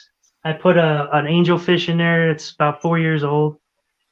He's probably about 10 inches, man. And I know you're not supposed to keep them by themselves, but he was with a pair. But I ended up giving that one away. I gave one away to a buddy's kids that were over here, and they had a big 55-gallon. I said, you know what, take this home with you. And he acted weird. This one acted weird for a couple of weeks. Every time I walked by the tank, he would kind of want to jump out, But now that I put the rest of these, I got some black neons and a pair of pistogrammas and 4 Volante samurai gouramis. So once I put them in there, he's out all the time now. He's trying to get the food. Yeah, you could see him. He just showed himself, but put you back on this one. Yeah, he's about 4 years old, and he was kind of chicken shit when I first put him in here. He was hiding all the time. But now that I put the diddlerfish in there, man, he's all over our place. Yeah. He's not so sketched out anymore. So maybe one day I'll find another one for him. But he's gonna go on a 75 with the discus, so I'll have plenty of bigger fish to hang out with, But for now, he just kind of thinks he's Jaws. He thinks he's badass now, chasing all the neons around. Yeah. Next up is from Big Cat. Hello. Does Snoochie believe in aliens? Yeah, it's definitely interesting to me. And nowadays, there's a lot of things coming out, in the media, and there's a lot of talk about it. Some credible people saying that they've seen them. Pilots and colonels and stuff. Talking about it now. I watched the one thing that tripped me out. That was when I had my surgery. Was up quite a bit watching Joe Rogan brought Lazar, that Bob Lazar story, the guy that back in like '89 that he was fearing for his life because the government was trying to pretty much erase his ass. Is he the one that Bob Steen fought? Yeah. Has a drawing of or drawing by or something. Yeah. The guy worked at a like secret base over at it was like F4 or something over by Area 51, and he talks about the shit he was working on and how like um, he couldn't talk about it with the other people working on it. He's trying to reverse engineer the propulsion system to this aircraft that he had. Basically, he was working crazy hours, and his wife was divorced him, and since his marriage was in disarray, they took him off the project, and he actually feared for his life. They were shooting his tires out on the highway, erased his physics degree and all his like birth certificate and shit. They brought his mom on, and she was telling the same stories, you know. And it just kind of got me interested in it, you know. I was like, holy shit, who is this guy? I don't never remember hearing anything growing up about him, but you know, the guy that interviewed him in '89 that he came out to the news about, he was not a believer and he didn't believe him at all. But over the last 30 years, he's been trying to disprove this guy, and now he's fighting for him. And he everything that he says is credible according to this, you know, this news reporter that's now big UFO guy. So I mean, there's something to it, and it's super interesting. And now, you know, there's a lot coming out into the public. So you know, who knows, man? We might in the next several years, or our kids' generations might be a different story, you know. But it's a taboo thing, you know. It's sure, yeah, because for so long people were, you know, calling people crazy when they had sightings, and I believe in aliens. I just don't know that how big of a conspiracy there is to hide them, because I feel like people can't keep secrets. Yeah. People just can't keep secrets. So, but Geek Boy, I did see Killer Kitties gifted 5 memberships, but the pop-ups that I was getting happened like way after. So it was weird. So maybe it was just those ones from Killer Kitty, but they went through twice or something. I don't know. Took forever. Anyways, Killer Kitty wants to know, do you raise any live fish food, brine, blackworms, etc.? I do hatch brine shrimp every day, pretty much. And I just picked up some cultures from Brienne, some white worms. So we'll see how those make out, you know. I never really had a lot of success doing that. I've tried it several times, and I think the first culture that I had, it did boom, but eventually I think I suffocated them out. I was afraid of them trying to escape. So I put them in a Ziploc bag on it like an idiot, and I didn't give them anything, so they died. Then the next batch just didn't take off. I think I got them from eBay or something. But she sent a pretty hefty amount this last time, so I'm hoping that they take off for me. And I've heard a lot of people have good luck with the stuff from her, so hopefully yeah, and my Peplin CPDs, my Celestial Pearl Danios are breeding. But it's only in the one tank. Oh, yeah, so you guys... Peplin, it's Pooplin. Yeah, I have them in about 8 tanks, and this one tank I use Caradina water.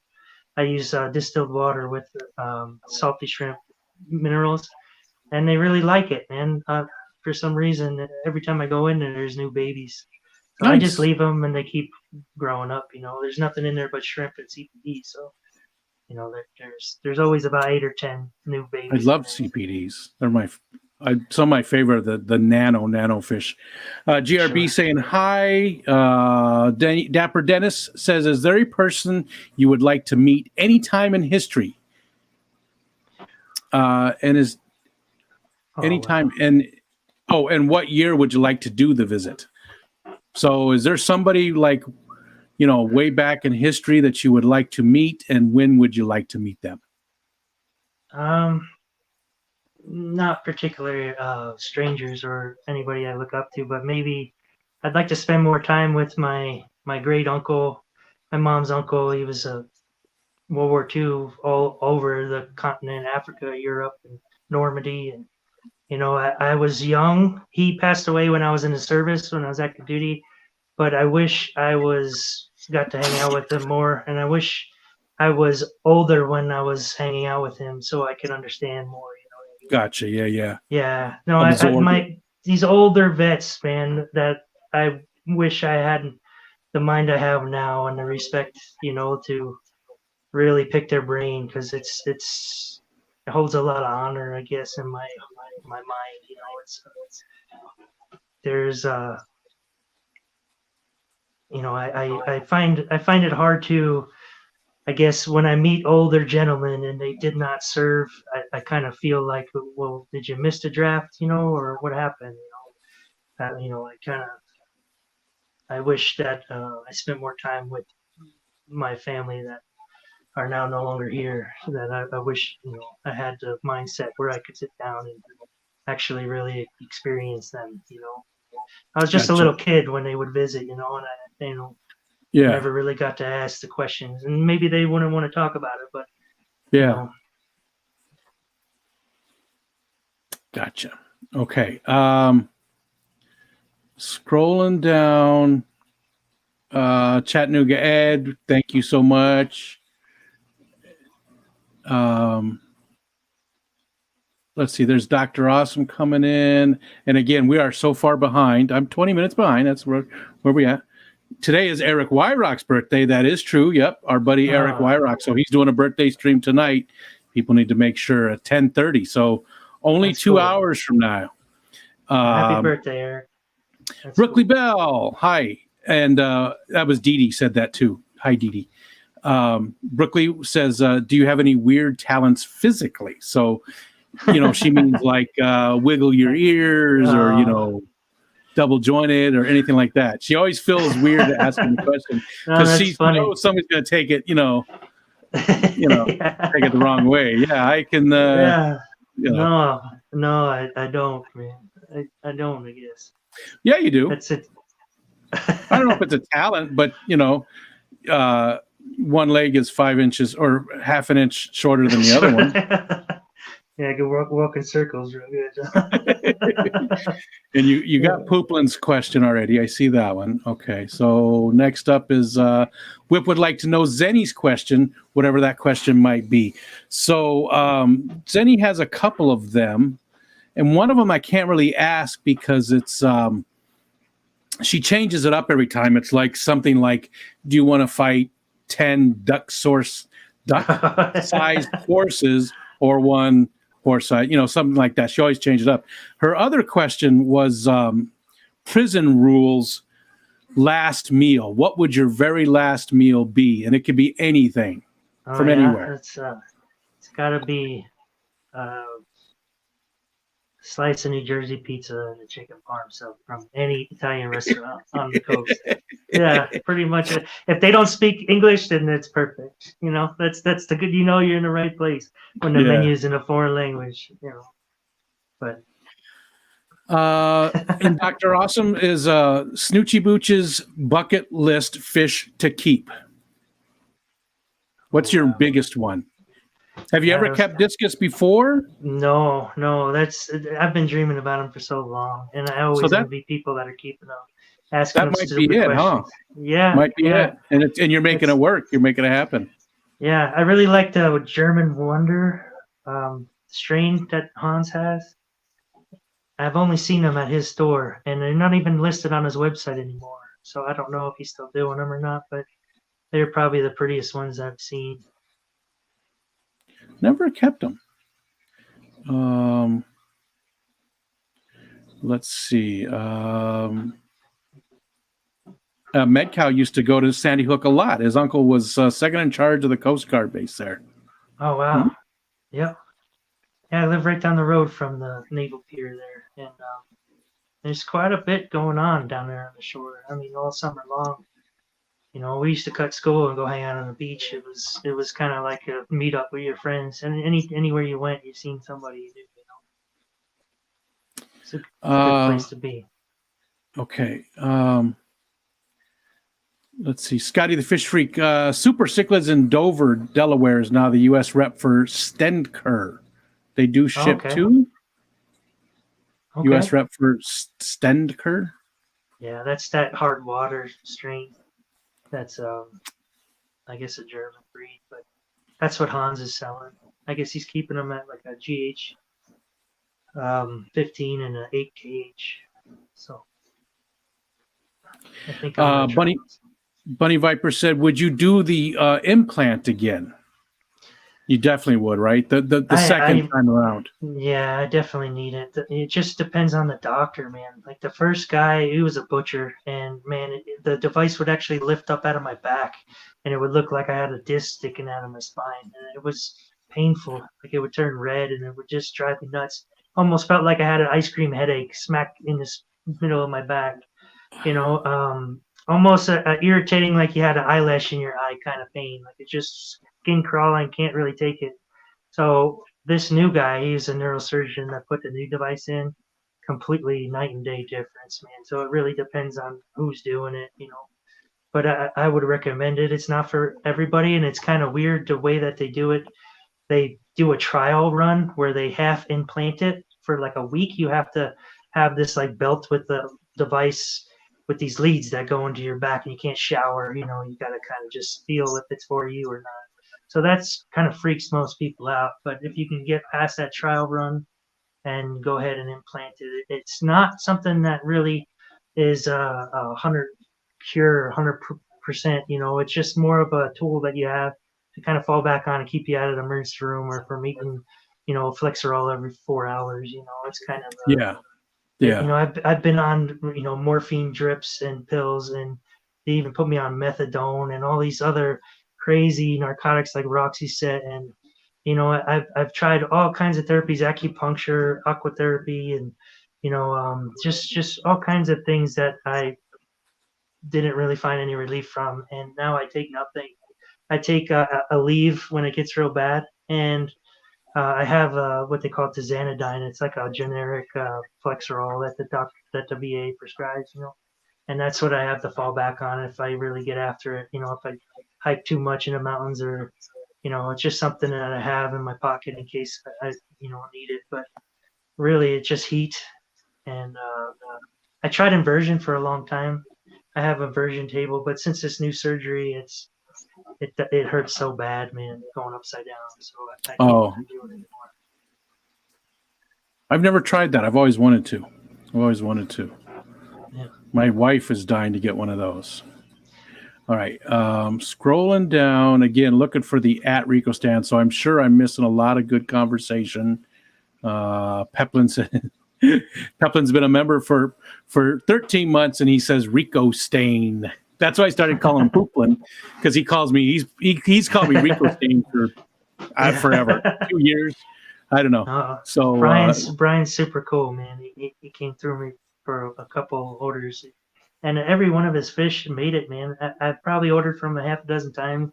I never had one dead on arrival, and nice. They always thrive and eat right away, like as soon as I put them in the tank. Like, yeah, you know, I used to quarantine everything, but his, you know, the last batch I didn't even quarantine. They just went right in display. I could say I am definitely looking forward to meeting them, Pooplin and Foxanne, at the Keystone Clash this year. It's super excited about that. Seems like a lot of people are going. Yeah, I mean, last year there was about 60 some of us, and this year I really think we're going to hit 100. Nice. Really. And Nathan wanted to know what your dream tank was, but you've already touched on that though, right? It was the 75, the one you're building, right? That's I wish it was bigger, and I got half the mind of dealing with Clear Fabrications over in Seattle. They do those custom acrylic tanks, and I've talked to them several times, and I really want a big giant tank, like a 240. There's one on the marketplace right now. It's a 260 up in Kalispell, and I spoke to the guy today, but it's a 3 feet deep, man, and I don't know if I want a 3 foot. You know, I wouldn't be able to get to the bottom with that. I think.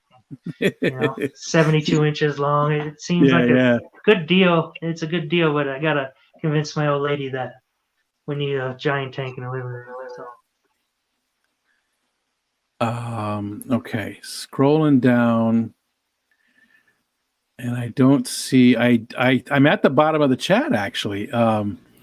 Snoochie Special. The Pooplin dropped another super chat, $5. Snoochie Special. Thank you. Thank you, Brian. I do appreciate it. He's pretty cool, man. I was looking for 20 CPDs, and he put a Snoochie Special up on the getkills.com for me. That's cool. They do have some nice fish over there too, and yeah. Packaged really well. We are at the bottom of the chat. We've still got about 15 minutes though. So is there anybody else? If I missed your question, please again do the do the @RicoStan so it shows up for me. Excuse me. Because I know I probably missed some of your questions, but I was scanning through looking for that pop out, so I could get to the bottom, and I did. But is there anything else that you wanted to talk about that we didn't talk about? Anything? You said you game a little bit. Yeah, I do. I play a lot of the shooters, like Battlefield and Call of Duty. I'm on PS5 now, which is pretty cool. I've been waiting years to get one and finally found one. But I'm friends with a couple guys from the Fish Fam, but I see them on there, but I'm not one of those guys to like invite myself or like join, So if you want to get down and squad up, just hit me up. But I'm not gonna send an invite, man. I'm not that kind of guy. I'll just kind of sit back and wait. Everybody's got their squads, Everybody's got their friends, So I'm just kind of hanging out and waiting. But I game with a couple Red Horse guys that and I'm usually up pretty late. My wife goes to sleep, and that's my time to have the living room to myself and stuff. So I don't game often. It's just when my friends are on, then I'll get on. Yeah. I don't do any multiplayer at all, really. I don't like playing games. I play a lot of games, but I don't play. I like to play with myself. Yeah, these squad-based games, you really got to have a crew, man. I mean, you could play by yourself, but it's just not that fun. Yeah, So and I've never been good at shooters, first person or third person. I've just never anything that's got to have fast reaction, and I suck at it. In fact, when Castle Wolfenstein came out, we used to play it on Friday afternoons at my one place where I worked. And the first couple of times I hit my coworker, Gary. He was on my team, and I shot him on accident, purely on accident, because I'm not good. And I see somebody moving, I shoot him. I didn't know whose team or anything. I just saw, hey, there's some movement. I'm shooting. And then he got so mad that after that, I just made it to my goal to always shoot Gary. Just friendly fire. He got livid. He was like screaming and yelling. I was just laughing at him. He was like even starting to get in my face a little bit. And I was just like, dude, it's just the game. I'm sorry. Yeah. But after that, I started doing it on purpose. And some people take that super serious, and they worry about their KD or their kill to death ratio, but I don't take it serious at all. I just, like I said, if I see my friends on there, I'll jump on there, but it's not something I do by myself. We just have fun and bullshit. Maritza wants to know what shampoo we both use for our beards. Oh wow, you're the one that you actually gave me the advice several years ago. You said not to use regular shampoo because the chemical and it dries it out. So I've been buying this Vikings Revolution, I think it's called. It's like a red bottle, but it comes as shampoo and conditioner. I use that, and Woody's beard products are pretty good. I honestly have no idea what's in there right now. I know it's beard shampoo, and I have no idea what the brand is. I couldn't tell you. Michelle buys me my wife buys me stuff, so I just use whatever she buys. I honestly don't even. It's a green bottle. Does that help, Maritza? Maritza's going to be on the. Go ahead. No, I shaved every day in the military. When I got out in 2009, I said I would never shave again, and it's been that long since I took a razor to my face. So your kids have never seen you? Never. No. Yeah. My daughter has an app that you can take the beard away, so she puts it up to my face. She's like, oh, yeah. I'm like, oh, that's so weird. I'll never shave. I've done it like a couple of times since I started growing a beard, and And actually, one time I actually shaved my head and my beard mostly. I left like a goatee, so I shaved this all. So I had that, but I shaved my head. It was right after I retired. As soon as it was like just like 2 months, 3 months after I retired, I shaved my head, and it was not good. I have a video. One of these days, I'm going to show it. I have a video. It's just me going like this. I fucked up. My eyebrows were like trying to get away, they were like, because it was so, That's funny. I look like Daddy Warbucks.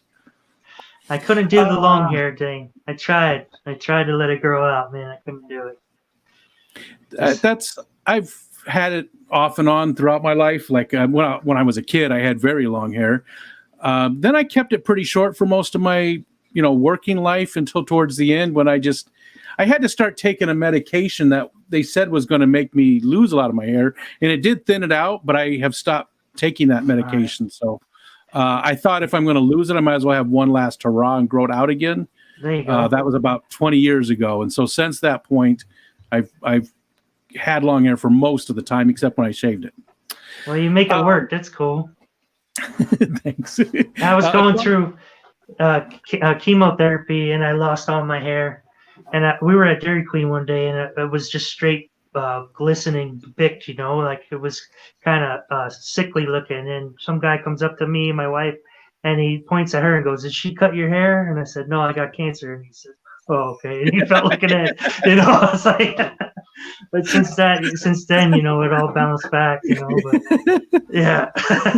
that just takes the wind. Yeah, that's I remember putting deodorant on it, and my deodorant stick had hair on it, and I said, "Oh man, it's time to just shave everything." I just went completely gone with everything. How long ago was that?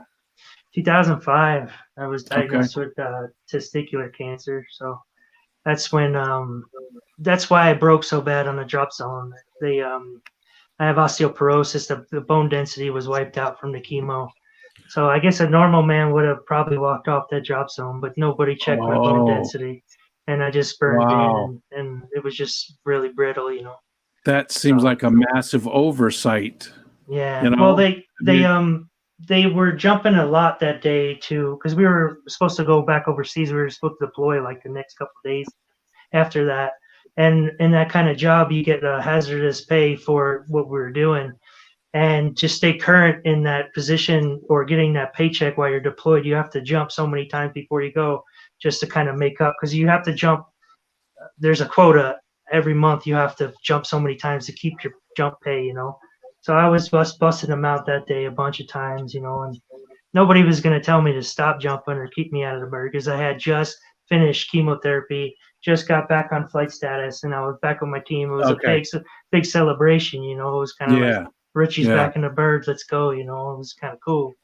And it turned out that it was bad news, man. Yeah, and that's a good way to put aquatic moose, driver or passenger? Do you prefer driving places, or would you rather? Yeah, it's about 50-50, but my wife always gives me a hard time. She seems like she drives me around, like, But most of the time, Michelle drives everywhere now. I rarely do I drive anymore unless it's because I get road rage really bad and it's stupid. I know how stupid it is. I know how illogical it is. And for the longest time, I just went with it. And now I just let her drive and I don't worry about it. There you go. That's painful sitting there for so long, We've only got a few minutes left. So we got Dr. Awesome wants to know if you fly fish. I do. And I used to tie my own flies. But to be honest, every time I go out with this fly rod, I end up going back to my spinning rod. Just never had much success with it, but it is huge here. People really travel here for the fly fishing. Some of the streams are, blue ribbon trout streams that are in Field and Stream magazines. And, a lot of people travel here just for the fly fishing. But I do, but I've never really been much success with it. And my wife wants to start. She took a class on it, so it's definitely a big thing here. Next up is Lady Rorschach. And what's something that you wish you really knew? Something like you were an expert on, that you were just so well versed in this, you could give talks on it and just knew everything about it. Is there one thing that you would? Yeah, lately I've been diving deep into the saltwater stuff, man. But it seems like every time I'm learning more and more and more. So I wish I was more well versed in the saltwater aquariums, man. It's just super interesting to me, and I think I've already figured out the planted tank thing. It's time to move on. Gotcha. And there's a second part to that. It's a different question. Is there any book that you've read that changed your life? Oh wow. Where the Red Fern Grows when I was a kid.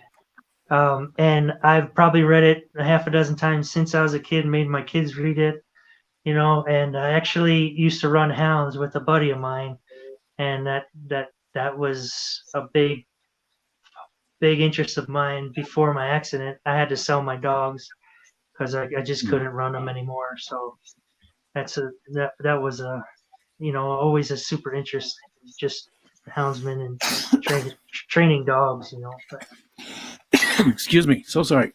I had to give that up. So just a few. We got about 5 minutes left, so I'm going to try and get these last ones in. Thank you guys for the super chats. We're going to get down to those in just a second. But what games do you play? That's from Scuba Steve. Which you said mostly first-person shooters. Yeah, I really enjoy the new Call of Duty, but these past couple of days since the new Battlefield 2042 is free through PlayStation Network, guys, I've been grinding that out. I really enjoy that. So, I really, that's it, man. Just them shooters, the war games. That's pretty much it. Those are the one game I don't really play. I play almost everything else except those. Next up, Coro wants to know, all funding and time is covered, so you don't have to worry about the money part aspects of it. What world record would you attempt to beat? Oh, wow. So you don't have to worry about any of the, if I had enough money, I'd do this, or any of that kind of stuff. Yeah. Yeah. I'm it would be cool to do some long distance shooting and break some records that way. I think that's pretty attainable here. But yeah, they just opened up 1,000-yard line down the road from my house. So it's something that I need to do more of, but okay. Next one is, actually, Whip, somebody did ask, Bunny Viper, I think, did ask that, and it jumped on me. I totally forgot to ask that. So that's Bunny Viper's question. And her question is, would you rather have the power of invisibility or the power of flight? Invisibility would be sweet. Yeah? Yeah. You're the first one. Well, but now, see, it makes sense for you, though, because with the hunting and stuff. Oh, well, I'd be taking banks, man. I'd be robbing everything. Oh, man. Yeah. If I ever get terminally ill and I'm going on my way out, I'm gonna die in a pile of warm brass. I'm gonna go take a bank, man. For sure. You're the first person that said invisibility. Everybody else said flight. Yeah. All them heist movies, and it's exciting. Next up is Mike B. So if you could have been the inventor of something that's already out there, somebody else invented it, what would you have liked to have invented? Google. Google. Yep. Yeah. That's a good choice. Yeah. Okay, just a couple minutes left. Dapper Dennis wants to know if there was a specific year in the past that you'd like to visit. Oh wow. That was basically the second part of his other question. I didn't ask it correctly. So back in the outlaw days. Yeah, back in the black powder cartridge Old West days when you could shoot somebody for no reason. And, you know what I mean? It was a scary time. You couldn't live past, 30, but I think, as some of these people here downtown, I always, every day I'm like, we need a purge. Yep. I want to call America's Most Wanted to be like, I got every one of these fuckers right here. Come get them. Okay. Oinky wants to know, if you ever made your own tank from scratch? No, but it's super interesting to me. I like watching videos of people doing it, like Kenny at ABC does a lot of that. Stephen P. made his own. Stephen P. made his own 90. Yeah. There's a few I think that's a whole nother level of, that's super I don't have cool. the eye for detail for it. Hi, George.